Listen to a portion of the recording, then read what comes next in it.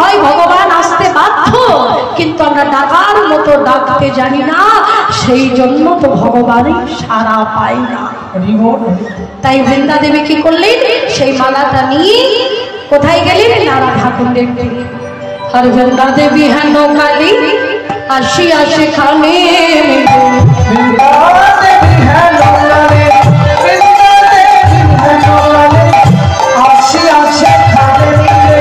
চম্পকের মালা আড়ি করি এসে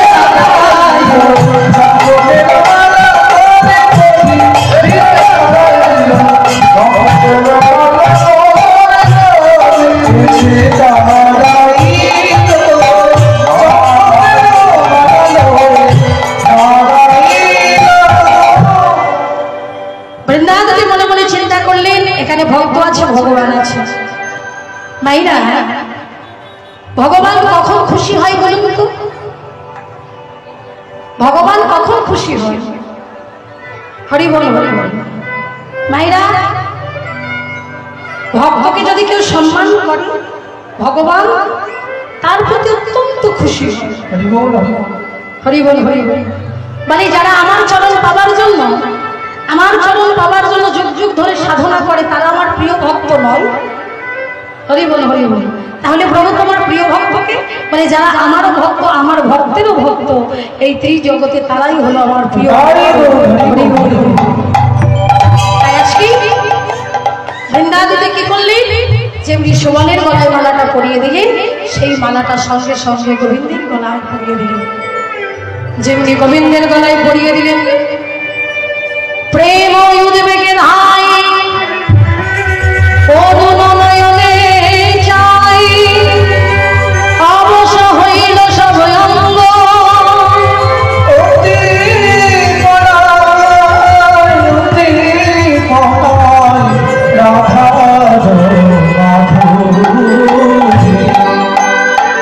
গোবিন্দ মা রাধা কুণ্ডের তীরে অচৈতন্য হয়ে ভরে গেল।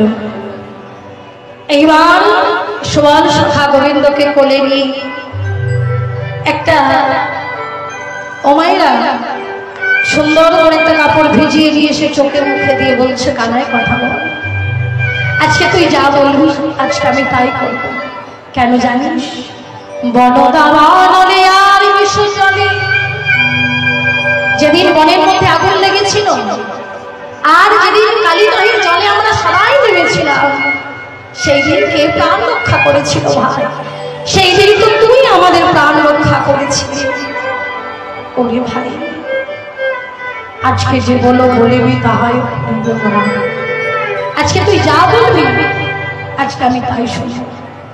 যখন সুবল সখা কাঁদতে কাঁদতে দুপুরটা চোখের জল গোবিন্দ চরণে পড়েছি, ভগবান কি আর থাকতে পারি? ভগবান আমার বলছে, সুবল অমন করে কাঁদিস না, শোন, গাথিয়া চম্পকের মালা যে না গলে দিল, যে না গলে দিল, চম্পক বরণী রাধা রাধা করি মনে করি, কানা যাবতে যাবতে একবার যাবতে যাবতে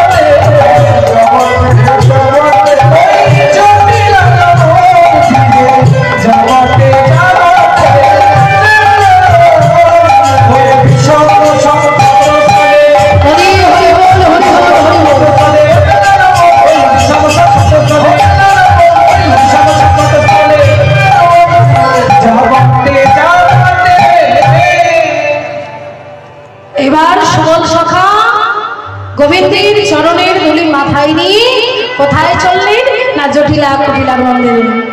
সুচতুর সৌবল প্রবল গতি ধাবল আবল যাবত মাঝে, যাবত মন্দিরে এসে দাঁড়ালেন।